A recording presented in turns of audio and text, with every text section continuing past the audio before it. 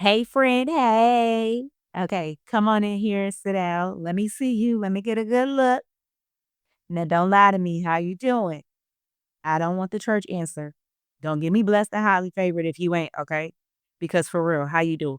Body, spirit, mind, all that. We together or we spiraling? What we doing? You been eating like real food, not just chips and prayers, drinking your water, or you be running on coffee?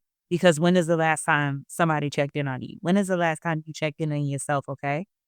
Because we always the strong ones and we be tired. Me, this week, I am good, okay? It has been, I ain't even gonna lie, it was an up and down kind of week, but today is my birthday, okay? It is Wednesday.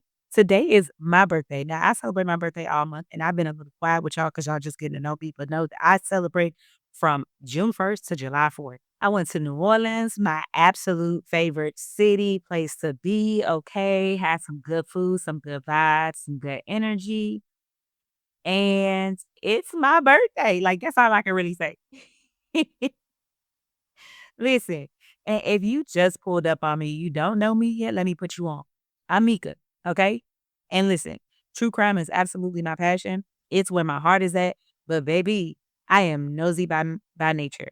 I'm buffering already. I do that sometimes, so just stick with me. I am the friend you call when you trying to find out anything and everything, okay? Because I'm like one of the ABC agencies. And the side eye literally goes everywhere, friend, because the nosiness was here before the true crime. The true crime really just gave it a place to go. So whatever it is, whoever it is, if it's foul and the math ain't mathy, or if it just don't sit right in my spirit, we gonna side eye type shit, okay? We're gonna do it together. We're gonna pull it apart. That's the show. And today is one of them days we really end up somewhere else, but we are on True Crime Drive and Petty Lane. Now, because today we're not doing a case style, friend, and we going the other way, but we doing the mess around the case. So it is a true crime, but it is the mess and the fuckery around the case. The grown folks who done lost their entire damn minds on the internet, the entire circus, the clowns clowning, all of the above, okay? And I'm finna be straight with you because it sits heavy on my spirit and it's a lot. So let me set my table real quick before we get into it, okay? And listen, friend, the disclaimer I'm finna give ain't for you. It's for the ain'ts. I already know what's coming.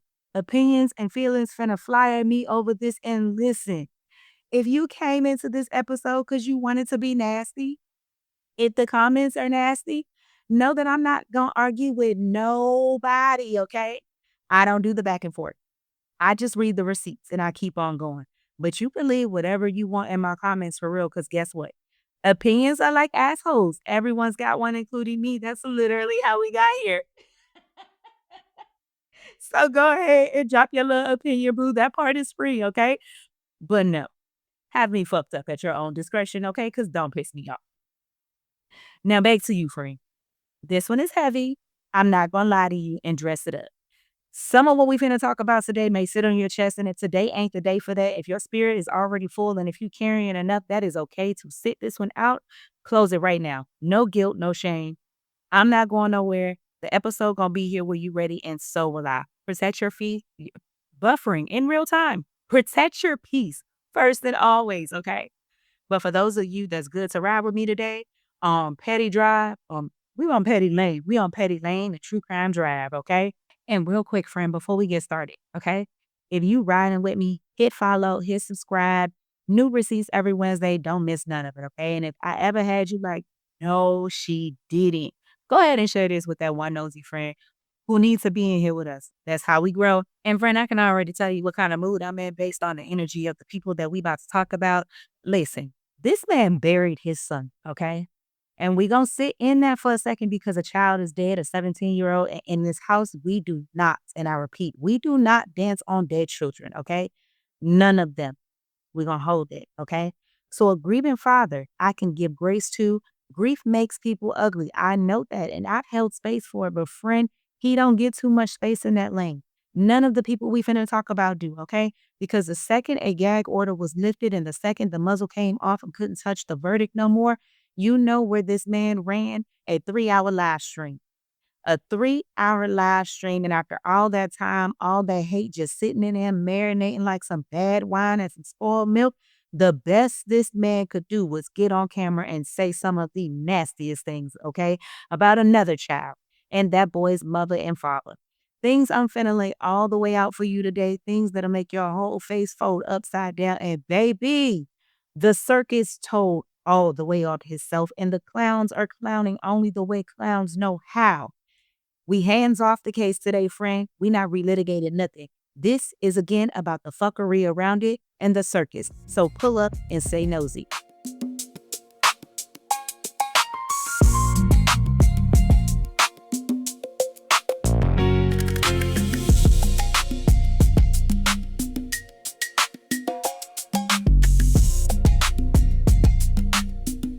Okay, friend. So if you haven't guessed it already, we are talking about the shenanigans around the Carmelo Anthony case, okay? And here's what we're going to do. I told you last time that I'm not touching this case. It's too heavy for me to touch. I'm not going to start in that tent. I'm not going to discuss the case. Remember, hands off, okay? I'm going to hand you a pair of glasses first because once you put these on, you're going to see things a whole lot different. And here's the lens, friend. Ready? It's same coin, two sides, and the coin always lands the same way. Take any situation in this country, same exact thing, same facts, same setup, two different people, and watch how different it gets handled depending who's holding the coin. Same claim, same fight, same weapon, same grief, same mistake. One side gets grace, soft questions, benefit of the doubt, money, forgiveness, time to explain. The other side gets a cage and headlines. The well, what did they expect? Comments. Same coin, friend. Flipped 100 times and every time it lands the same way. Every single time. And when we see it, we can't stop unseeing it, okay? So that's the lens. Now let me hold some of these coins up to the light one by one. And you let me know if I'm lying. But before I hold up a single one, let me set something down real quick. And I need you to hear me say it plain. There are 3 children in this story. Every child in this story, I hold with care. Every single one. Austin, Carmelo, Cyrus, okay? These are babies. Am I almost, today I'm 37. So am I 37 years of age, okay? I don't dance on nobody's child, and they are babies to me because I am grown. They are babies. Now, Carmelo and Austin and Cyrus, I hold them all with a special kind of care because each of these children acted out of a moment that was too big for them. They wasn't grown, they weren't regulated, they weren't steady enough to walk back any decision that they made before it turned into something that could not be undone. Okay? These are not villains, they are victims. They are tragedies wearing the same face. So understand me. Everything I'm finna say today, all the heat, all the side eye, all the receipts, none of it is aimed down at these children. It's aimed up at these grown folks who had every chance in the world to choose better and they chose ugly. And a system who had every chance to hold these children with care and they chose sides instead. The babies always gonna get my tenderness. The grown folks always gonna get my whole entire side out. Now, in the first coin frame, and this one you may already know, okay? Kyle Rittenhouse, 17 years old. One night in 2020, this boy took an AR-15 rifle and traveled to a city he did not live in, Kenosha, Wisconsin, in the middle of unrest, okay? To a riot. He didn't stay home where he was. He went to it with a rifle, okay? Staying home was free. Minding his business was free. And that night, he shot 3 people, killed 2 of them, Anthony Huber and Joseph Rosenbaum, and wounded a third man, Gaze Grosskreutz. Sorry if I pronounced your name wrong, homeboy. Now listen, Kyle said it was self-defense. That was his claim. And a jury heard that claim, looked at the video, listened to the witnesses, and in November 2021, they acquitted him. Every charge, he walked clean. Now catch this, because while he was sitting in jail before the trial, folks raised $2 million to bail him out. 2 million free pro-gun groups, okay? Famous people, everybody, okay? They passed the hat around for this child like he was a cause. And after he was acquitted, he got to keep almost 1 million of it. Walks away from killing 2 people with a check for nearly $1 million and a standing ovation. They had him on stages, posing for pictures, claiming he was a hero. 17. Bought a rifle to a place he didn't belong, killed 2 people, said it was self-defense, believed, acquitted, paid, and celebrated. Now hold that coin in your hand and feel the weight of it. Feel which way it landed, because now we're going to flip it over. Now that we flipped it over, we're going to look at Carmelo Anthony, okay? 17 at the time, and here's the first thing different. Cal traveled to the Treble. Carmelo was where he was supposed to be. Okay. He was at a track meet at a school event in his own district. He didn't go looking for nothing. He was just there. Okay. Living on a Wednesday. Again, not walking you through the case, not walking you through the tent. I just wanted to make an observation because, friend, we agreed. We hands off. The jury did what they did, and I am holding this baby with care. So, again, not relitigating 1 second of what happened. I'm only going to tell you what's not in dispute because it's the same word that was in Kyle's mouth, self-defense. That was Carmelo's claim too, the exact same claim. Now on that coin, watch it close because if you take your eyes off it, you might miss it. Same age, same claim, same 2 words, self-defense. Kyle said it and they raised him $2 million. Carmelo said it and they tried to take his funds. Kyle said it and the jury believed him, sent him home. Carmelo said it and got convicted of murder, 35 years. That baby is going away until he is damn near 50. And yes, I am going to continue saying baby because, again, I'm 37 and he's a baby to me. And before I flip it all the way, let me hold some space for who Carmelo actually was because we keep saying Carmelo like he was just a name on a docket. No, that baby was the captain of 2 teams, football and track. 3.7 GPA, worked at Foot Locker, worked at HEB, no record, not one. And listen, this ain't me being biased. The judge even said it, the same judge who did uphold his conviction in a recent interview said he looked at Carmelo and was talking to him in his chambers and called him, quote, a nice young man. And then said in the same breath, quote, as long as I follow the law, I sleep well at night, end quote. We're going to sit on that. The judge saw a nice man, right? But still caged him for 35 years and sleeps good at night. That right there is the whole coin. And here is what I will not stand for. What we ain't finna do is call that baby a thug. And what we ain't finna do is call that baby a YN. Okay? Run that back with me.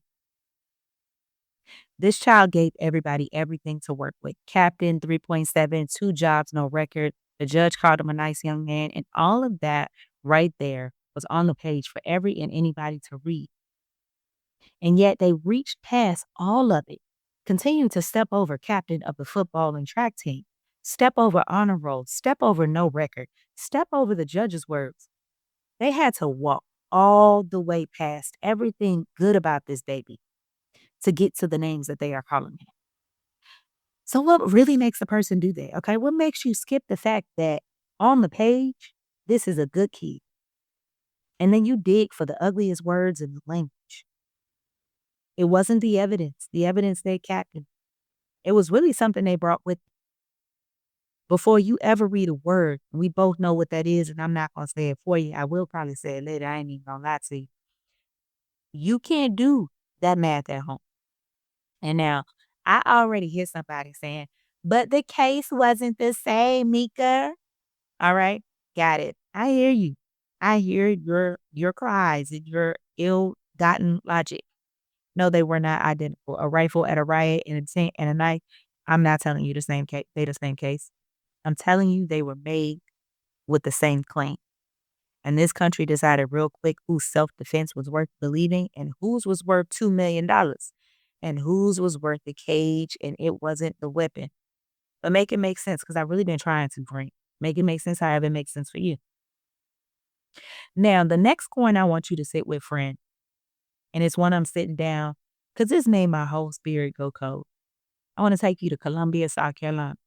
A store owner named Rick Chow, 61 years old, and there is a young man, 14. His name was Cyrus Carmack Belton, 14 years old, friend, a baby.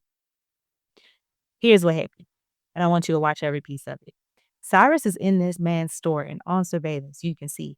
He picks up some water bottles, 4 of them precisely, and he puts every single one of them back on the shelf. The sheriff confirmed it and said, quote, "We have no evidence he stole anything whatsoever." So this child ain't even take nothing, put the waters back and went to leave.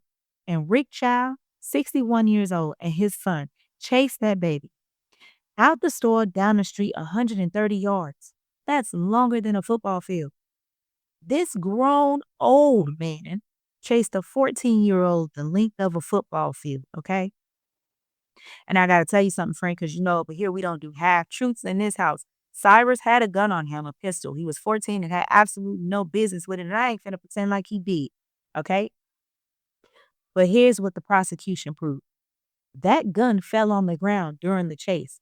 That boy never pointed it, never threatened anybody with it. And every single witness who didn't have the last name Child said they never saw that child point a thing. The solicitor said it in plain. Quote, "Nobody testified that happened that does not have the last name Child," end quote. So yeah, he had a gun and he was running away. It hit the ground. He wasn't pointing it, okay? And he was shot in the back. Now, let me put on my old hat for a second, because if you don't know, I was military police, okay? Trained in use of force. And now I'm going to tell you something they teach you day one. You do not shoot a person who's running away from you in the back, period, point blank. Because a person running away from you, is not a threat to you, okay? Cyrus turned his back to this man. He was moving in the opposite direction and running. That is the definition of somebody who is not an immediate danger to your life, okay? The law backs what I just said. The Supreme Court backs what I just said. You cannot use deadly force on someone just because they run it. A turn back is not a threat. That's not me talking. That's the standard that was trained into me. So when I tell you Rick Child shot that baby in the back while he was running away, I'm not telling you it's sad. I'm telling you, as somebody who carried that responsibility, there is no version of the training where that is okay. There is no version of gun ownership where that is okay. And come to find out, this wasn't even his first time.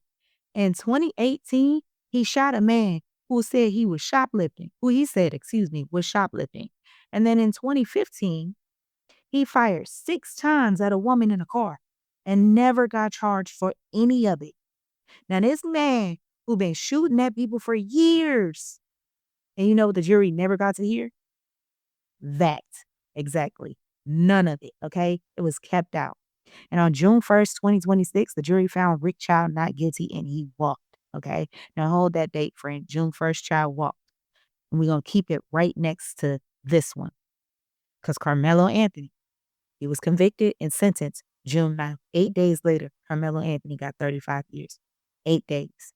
Same country, same week, damn near. A grown man chased a black child down, shoots him in the back over nothing, and walks free. And 8 days later, the child is sent away till he's 50.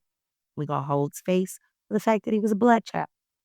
And before anybody again comes for me, let me say it, because this matters. Rick Child was not white. He was Asian. And catch why it matters. It makes the coin land harder, okay, not softer. Because this was never about the shooter's color, friend. Look at both of these cases. Look at who ended up dead and look at who ended up in a cage.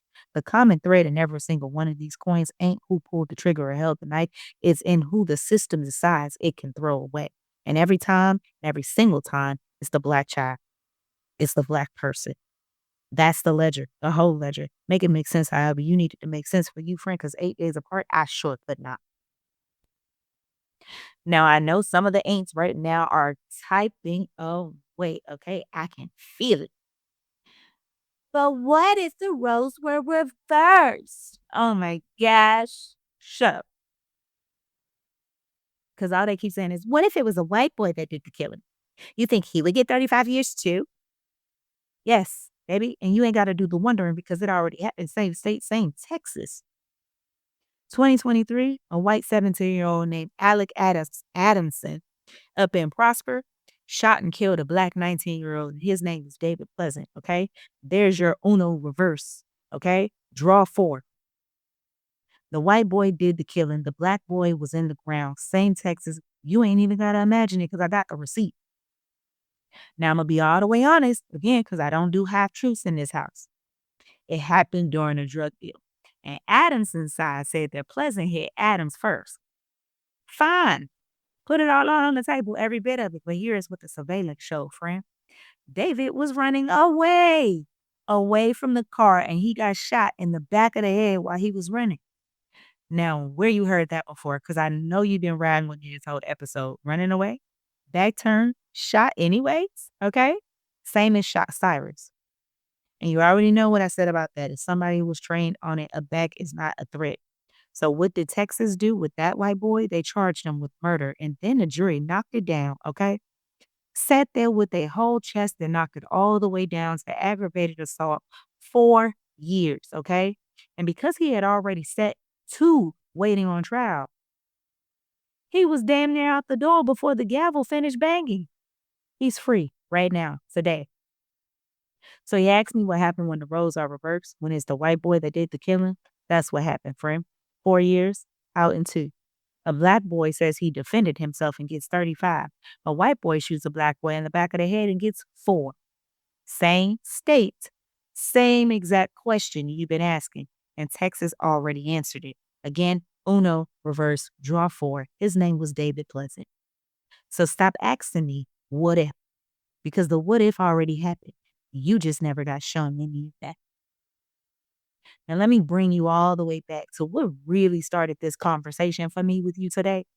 It is the father of Austin Metcalf. 14 months ago, 14 months, everybody was muzzled, gag order. Nobody could say a thing that might touch the jury. And occasionally, in high profile cases, that's normal. That's how these go. But here is really what I feel like that gag order did. It put the lid on it and it held the lid on it, okay? It kept what was underneath. And the day it lifted, the muzzle that came off, baby, okay? When it could not touch that verdict no more, we got to see what was underneath the lid the whole time, okay?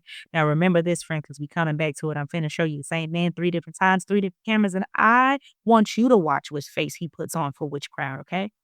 So tape number 1, okay? April 7th, 2025, Austin had been gone for roughly 5 days. The baby wasn't even in the ground yet in that window. The rawest 5 days a parent could ever know. This man went on Fox News national television and looked America dead in the eye and said, quote, "This was not a race thing. Don't politicize it. Don't make it about race. The forgiveness is for him," he said. Excuse me. He said, "The forgiveness is not for him. The forgiveness is for me." And did you know what? I really wanted to believe that that man meant that, okay? Because Reef will really humble you. And I hold space for Jeff. Jeff Metcalf, the daddy at the grave grieving his son, okay? I held space for that. But take 2, friend. And let's spin the clock all the way forward, 14 months. And the verdict came down. Carmelo was convicted 35 years. And Wednesday night, this man got on a 3-hour live stream. Jinx reality. Not mainstream, a live stream crowd. And that Jeff Metcalf, that Jeff is the one we coming for tonight. That's the Jeff who looked in the camera and called that child Watermelon Family, talking about 400 years ago. Somebody sold you to us, and we had a civil war to free your ass. Talking about black fatigue is real. You embarrassed your own culture and race. All of that is in quotation marks. Sorry, I didn't preface that. Now that's tape 2. We're going to hold it right next to tape 1 and we coming back. Because now we're moving on to tape 3. Now, here's what sealed it for me, because this is the one that proved it was a costume the whole time, okay? About a day later after his watermelon felon, this mofo put on his best outfit, I guess, and went and sat down with Chris Cuomo on News Nation, mainstream news cameras, okay? And all of a sudden, the nasty live stream the night before, the mouth on that one was gone. Now he's soft. Now he's a Christian. He looked at Cuomo and said, quote, "I had a little bit of sorrow because I'm human, and that boy is fixing to experience a life I would not wish upon anyone." End quote. Said Austin could have just walked away. Carmelo could have just walked away. Said forgiveness. That's easy. It's my faith. And you know what News Nation put right there on the screen under his face? Quote, "Jeff Metcalf shows empathy for Anthony." End quote. Empathy? Empathy. less than 48 hours after watermelon fell, you can miss me with that bull, okay?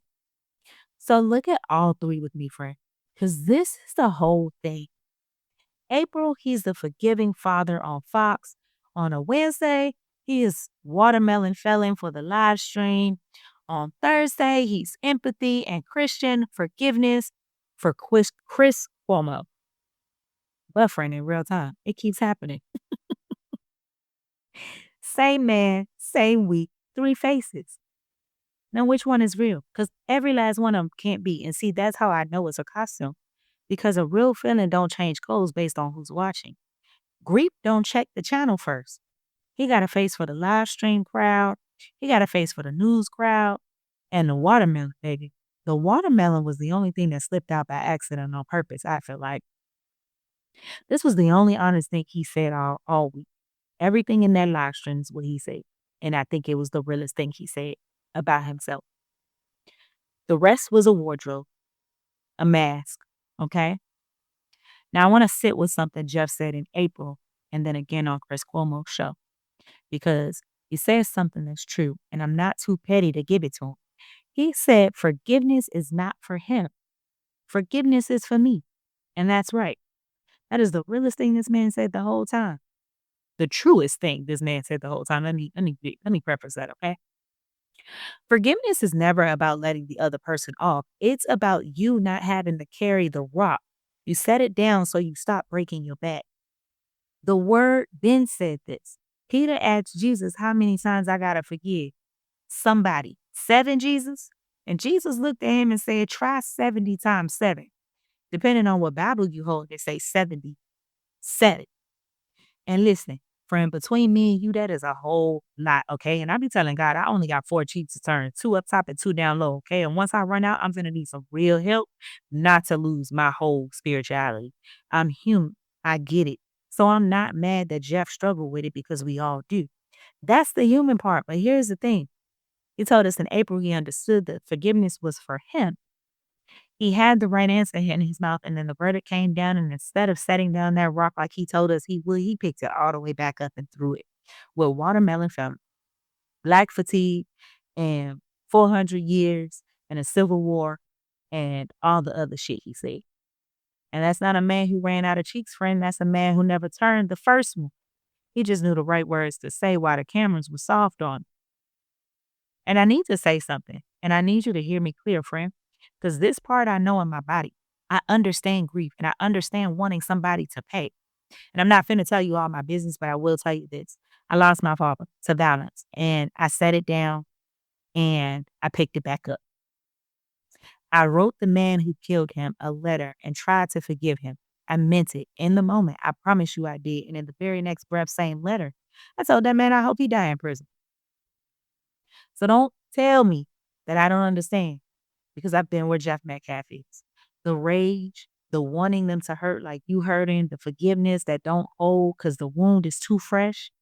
I lived in the exact same house. So when Jeff stands up and says he's full of rage, when he say grief is not sadness, is rage, friend, I believe him. And I'm not going to mock a grieving father being angry about his child being gone because that rage is holy. And again, I know that rage. Now, let me tell you something else, friend, because this is the part that matters. The man who took mine, he was black and he was high out of his mind. And I'm telling you that on purpose because I need you to understand that grief does not create slurs. Let me show you what I mean. I could have called that man everything, okay? He was high. And I had him all loaded up. Dip up, burnout, crackhead, fiend. I had every name in the book sitting right there in my mouth, friend in a rage. Had all of them read. And I could have called that man everything but a child of God. But you know, the only thing I ever actually called that man was the man who brought up my father. That's it.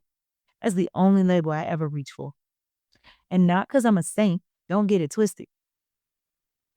Because that just ain't what grief reaches for. Grief don't reach for a label. Grief reaches for the person you lost. And grief reaches for justice.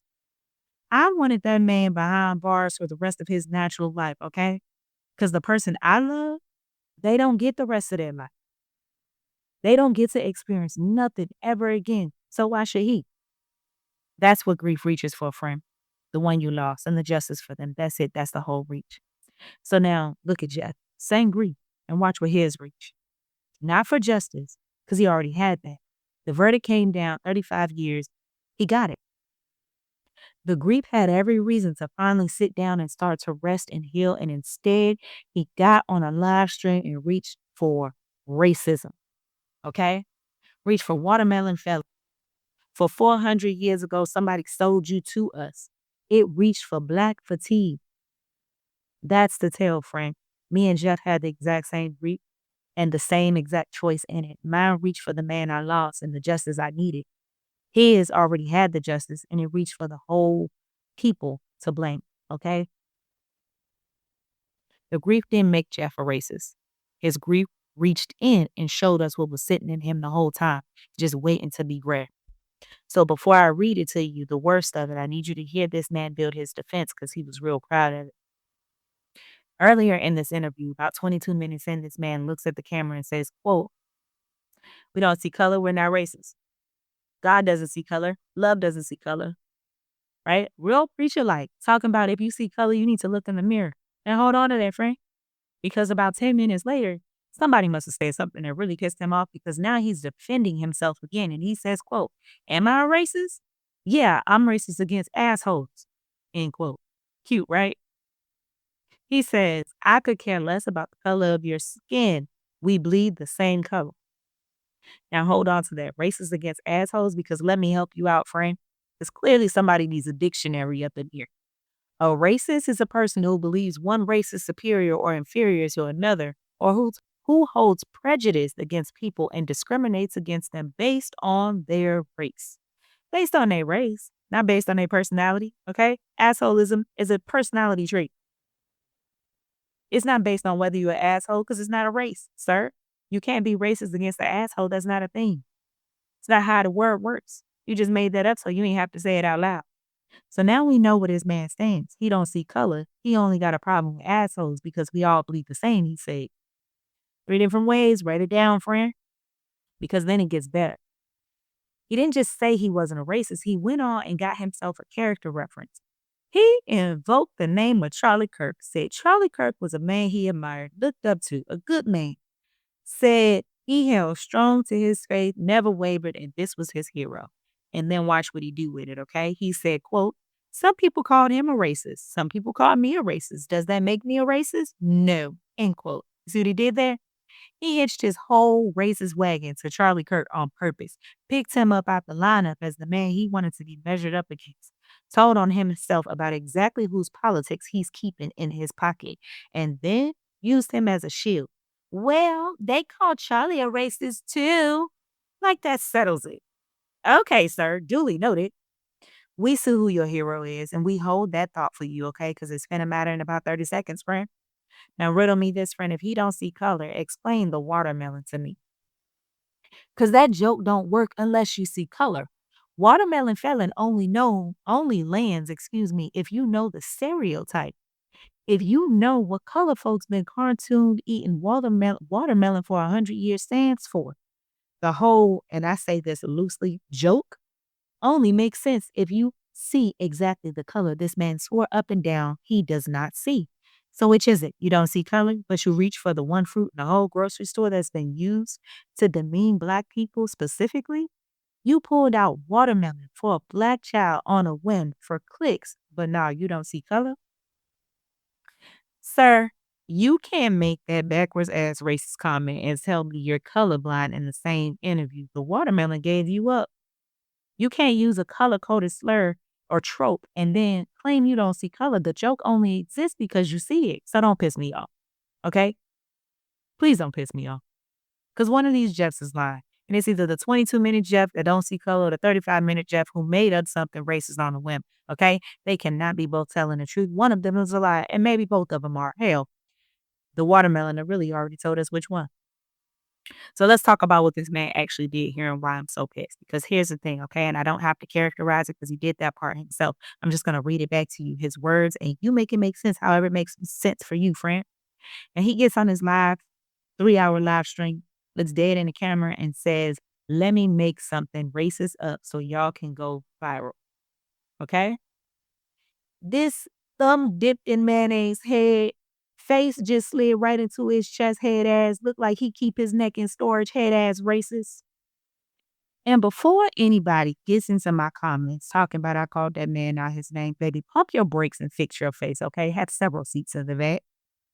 Because this what I mean. Don't piss me off, okay? With his own mouth, he said this stuff on purpose, out loud, like it was on his to-do list, okay? Because this man dressed it up first, friend. He sat here and watched, we sat here, excuse me, and watched him do it. He said, we don't see color. I'm only racist against assholes. But for in real time. We all bleed the same. He spent a good little bit building a costume, brick by brick, stitch by stitch. And then after all that, he announced it and told us what was coming. Plain as day, like a chef walking out to announce the special of the day and then served it anyways. And what was the dish after all that wind up, all that I don't see color? Watermelon, felon? Watermelon? The oldest, dustiest, most low budget trope in the whole American attic, and he dragged it out like he invented it. Okay, like he discovered fire.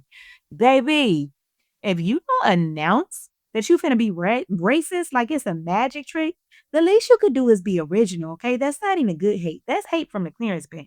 That's hate your great granddaddy should and would be embarrassed by. Okay, now, friend, this where it stopped being funny because he said, "So y'all can go viral," quote unquote. Y'all, us. No, sir. No, ma'am. No ham. No, sir. No fur. Okay. Don't put that on us because we ain't go viral off this. You went viral. You did it for clicks. You weaponized a moment that should have been about your child, okay, to manufacture a racist moment on purpose for engagement. Looked at Austin's name and saw a content strategy. That baby is in the ground and your daddy out here doing sound bits for the algorithm.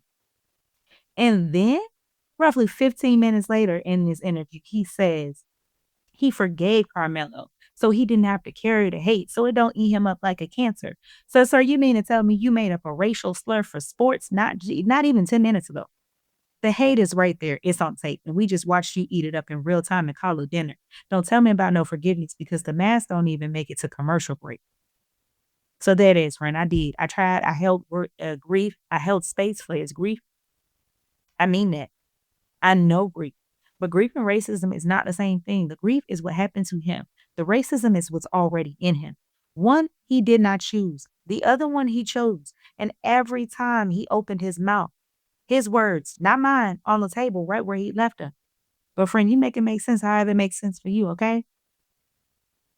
So now I did let him have it and I mute every word. But when I put the receipts down and I stopped being irritated for a second, I'm left with questions I can't shake.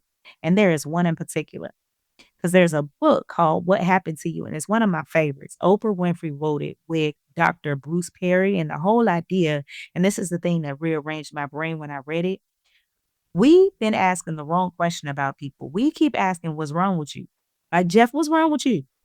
But that's not the question, friend. The question is really what happened to you?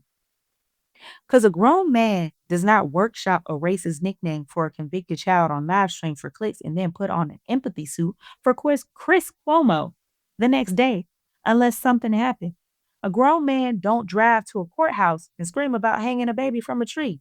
But I'm getting too far ahead of myself. We're going to come back to that too. Let's put a pin in it. Okay? Again, don't do that unless something happened. That much ugly don't just grow. Somebody planted it there. Somebody had to have watered it. And that's my side eye. And that's the real one, okay? Not the petty one. I look at these people and I genuinely wonder, what was your life like? Like, who taught you this? Like, what did you sit at the dinner table and absorb in your household? What happened in your household growing up that made watermelon felon feel like a joke worth telling? Because it came from somewhere. It always comes from somewhere. Now, hear me. Hear me good, because that's not an excuse, okay? Whatever happened to you don't give you the right to do it to somebody else. You are grown, you are accountable, and I'm not giving nobody a pass at your grown ass age. But it is the difference between hate and curiosity. And I'm not just mad at these men, I'm nosy about them because I genuinely want to know what bent you this far. Because something did, and whatever it is still in their driver's seat. And friend, it went further than just them.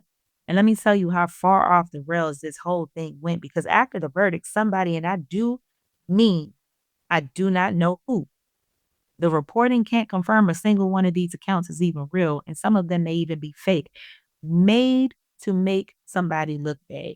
We genuinely do not know who, okay? But somebody started making AI pictures of people pissing on a child's grave. And friend, I don't really give a crap who did it. Real or fake, black or white, a real supporter or somebody pretending to be one just to stir the pot, we don't know. And it don't even matter. That is a dead child, and we don't do that. We know better. But you see, that's exactly what I'm trying to say. Forget who did it. Just sit with me in the brain that made it, friend. Somebody really sat down, opened the app, typed this shit in, watched the computer draw it up, looked at a picture of somebody pissing on a child's grave, and something in their body said, yeah, that's the one. Let me go ahead and post it. This is what I mean when I talk about emotional regulation, friend, emotional intelligence, because that right there, that's what's missing from every one of these people, okay? Jeffrey with his watermelon, the next person we finna get into, whoever home making piss pictures. Now, one of these grown ass people had the skills we expect out of a regulated adult, the skills to feel a feeling, not act all the way on it, to have a thought and to let it fucking pass.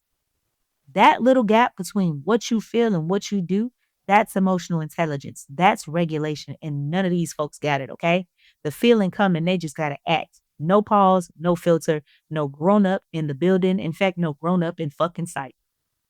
Because you can still be mad as hell and still not pick up your phone to make some of these decisions that these people been making and still not make up the name Waterman, okay? You can feel all of it and make a different decision. That's the bar, friend.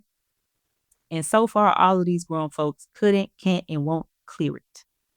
And hear me good, because I'm finna tell on myself too, okay? I have not always had it either. I have made some emotional based decisions in my life, some choices I made straight up out of feelings. No pause, no filter. I've been there. But also, hear me, I grew up.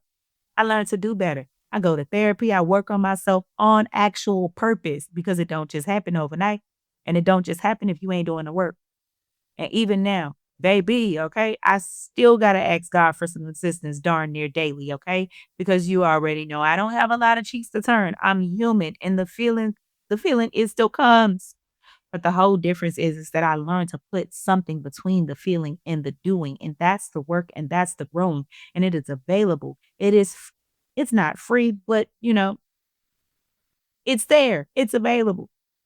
Therapy is there. Growing is there. The door is open the same way I walk through. Okay. So, baby, with all the love in my heart, I want to tell these people to grow up. Okay. And why it matters, friend, why I can't just laugh it off is because the babies are watching. Think about it. These grown folks were children once in somebody's house, watching a grown up show them what to do with a big feeling. And somewhere along the way, somebody modeled this for them. Somebody showed them you feel something, you blow up. You feel something, you post about it. You feel something, you make it everybody else's problem. Okay? Because Jeff on that live stream talking about his boys, that was a father. And whatever he modeled with that watermelon now, with that 3 faces in a week, somebody little learned from it. And that's how it travels, friend. It could be in the blood, but it's really in the watching. Children don't do what you say, they do what they see, and that's on us. The grown ones who did the work, we got to model that out loud for these babies. Let them see you get mad and choose different. Let them see you feel the whole feeling and still pick up the right thing instead of something wrong. Let them see what regulated grown-ups actually look like in practice. Because it's a whole lot of them that have never seen it in their life. And that's the only way the cycle breaks because somebody got to show these babies what that pause look like. And it might as well be us, okay? Because that's the side I cannot put down, friend. I'm not even mad. I'm really just studying these people because of what happened to you. And then speaking of folks who never learned to pause, let me come back to that person I told you to put a pin in. Okay. Let me tell you about the one who showed up and showed out. Okay. Showed his whole entire ass. Because here's what I need you to understand, friend. Jeff Metcalf, he at least had a reason to be in his feelings. Okay. He lost his child, and I can hold that even while I'm side eyeing how he carried it. The rest of these people, though, the rest of these people showed up to this thing ugly for fun. No dog in the fight, no child in the ground, just showed all the way up uninvited to be nasty about a case that had nothing to do with their life, okay? And the ringleader of it all, his name is Jake Lang. Edward Jacob Lang, to be exact, okay? You may remember him. He was a January 6er, okay? This discount value Viking layaway Thor, Build-A-Bear Braveheart scattered when the lights come on, Roach looking got a punch card for going to jail, okay? Go to jail 6 times, get the 7th one free head ass name. June 4th, 2026, opening statements in Carmelo's trial were going on. Okay, and this man shows up to a rally outside the Collins County Courthouse, a rally, friend, on flyers, advertising Austin Metcalf's name like this child was a mascot. And what he do? He get up in front of somebody and say that Carmelo Anthony should be hanging from a tree, end quote. I forgot to tell you that was his words exactly, okay? A grown man outside a courthouse hollering that a black 17-year-old, a 19-year-old at the time, excuse me, should be hanging from a tree in 2026. And see, now I'm pissed off, okay? Because for real this time, not the playful time, because we didn't cross the line out of this foolishness. And in a grown man wishing a lynching on a child. So no more jerks. I told you not to piss me off, okay? So when Carmelo supporters, who mostly black, got upset, because, I mean, why wouldn't they? This man told them they was, quote, chimping out. No, partner. Okay, we're going to leave that right there where you said it because you told on yourself. He told us that if Carmelo was found not guilty, he'd take care of it himself. And so they arrested him. Terroristic threats, bond, $1 million, pulled him off an airplane in handcuffs, okay? Now, here's the part that ain't about one loud man. This is the part about the whole machine. Because how is this man allowed to be free and outside the courtroom in the first daggone place? Because again, he was a January 6er and he was partying. Okay? One of damn near 1,600 people pardoned for what they did at the Capitol. Okay? Bad behavior with no consequences. And look at what the prosecutor said he did on January 6th. He assaulted police officers with an aluminum bat and a riot shield. So let me get this right. You beat the shit out of police officers with the bat and you got pardoned and then you was free to drive to Texas, free to stand outside a child's murder trial and scream about hanging him from a tree. And then you got the audacity, because their shenanigans are always going to shenan again. He had the audacity to go and run for United States Senator, okay, in Florida, okay, filed the paperwork and everything. And Carmelo, the child he wanted hanging from the tree, got 35 years for one night, one day he cannot take back. And one of these men beat a cop with a baseball bat and gets to run for Senate. The other one is 19 and is gone until he's roughly 50. Friend, please make it make sense in the way that it makes sense for you because I cannot, okay? And that's why I tell you, we can't just fix the system, friend, because it ain't a glitch. It ain't one broke part we swap out. The system is doing exactly what it was built to do because the beliefs are baked into the people sitting in the seats, the judges, the DAs, the jury they let in and the jury they struck, the lawmakers, the man who pardoned the courthouse full of folks and sent them right back into the world, the man at the top who should be holding space and creating peace and calmness for everybody. Okay? The machine gonna keep producing the same results every single time. And that question, who let that man free to do all of that, is the one that always sits heavy on me because it don't stand, okay? A man don't stand outside a courthouse screaming about hanging a child from a tree unless somewhere, somehow, he was made to feel like nothing would happen to him for it. That kind of bold is not born, it is given. Permission came from somewhere. He beat police with a bat and got told, it's okay, you forgive me. Here go your freedom bat. So by the time he got to Texas, he already learned the lesson. I won't get in trouble. I'm not finna sit here and do politics with you. That's not my show. But what I'm going to say is, Obama, I know you done with your library and it looks beautiful. It does. But where you at, my boy? Because it's weird out here in these streets. Okay? And I don't mean none of that as a policy, friend. I mean it as a feeling. I mean it the way you miss a time when a person at the top, whether you agree with them or not, at least made you feel like decency was still the expectation. Like there was a floor and a ceiling. Like a grown man screaming about lynching a child would have been ashamed to even let it come out his mouth. Because the tone from the top wouldn't have let it feel normal. I really miss feeling like Ugly had to at least whisper because now they got bullhorns and campaign websites. That's all I'm going to say on that part. You grown. You can fill in the rest yourself. But let me bring it home for us, friend. I have given you a lot. 2 days, 8 days apart. 2 dates, excuse me, 8 days apart. A man who chased a child 130 yards and shot him in the back over some water he put back. The rifle that got Grace and the knife that got 35 years. The father who swore it wasn't about race until he got exactly what he wanted and the gag order was lifted. And then race was all up in the mix. The man with the bat and the bullhorn. And I could let you walk away thinking this story was about a bunch of ugly ass people, but it's not. Ugly ass people been here. That's not the story. The story is about the Grace, who got it and who didn't. Because this is what we really got. We got children, and I'm going to hold them all with care because that is what we do here. We got children whose lives were cut short, gone, okay? And these boys whose lives ended got swallowed up in one moment that none of them were grown enough or regulated enough or steady enough to walk back. That's the tragedy, friend, the real one.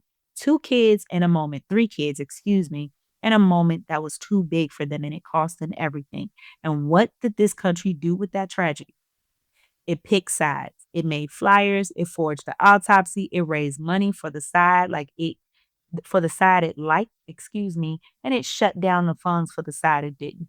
It got on live stream. It stood outside a courthouse and hollered about a tree.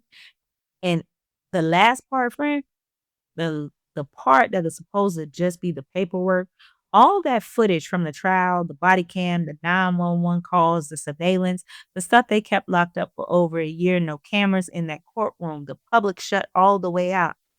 The judge finally let go of it. And you know what day? Juneteenth. It's not lost on us. Now, I can't read nobody's mind and I won't sit here and pretend to, but it's not lost on us. Of all the days in this entire year, of all the days that came after that trial, it came out on the one day that was about our freedom. Mm.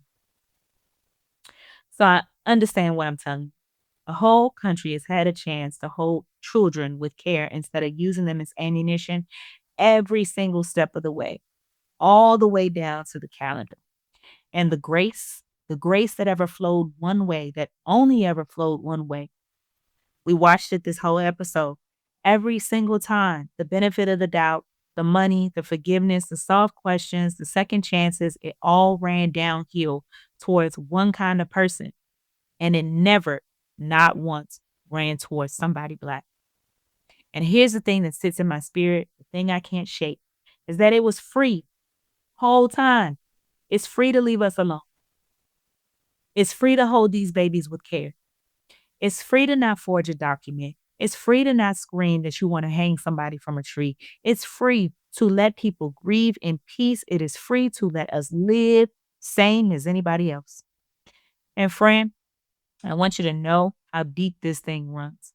Because what happened last week, right, on the White House lawn, that one UFC fighter at the White House who won his whole fight, got on the microphone with the whole country watching and could have said anything, but went out his way to talk about the Michelle Obama. Okay? And then the president and his whole went out his way to call Barack the son of a bitch. Right? These people ain't been in the White House in 9 years. They were nowhere near these situations. But y'all reach all the way back to pull a black woman and a black man out your mouth that never asked to be there.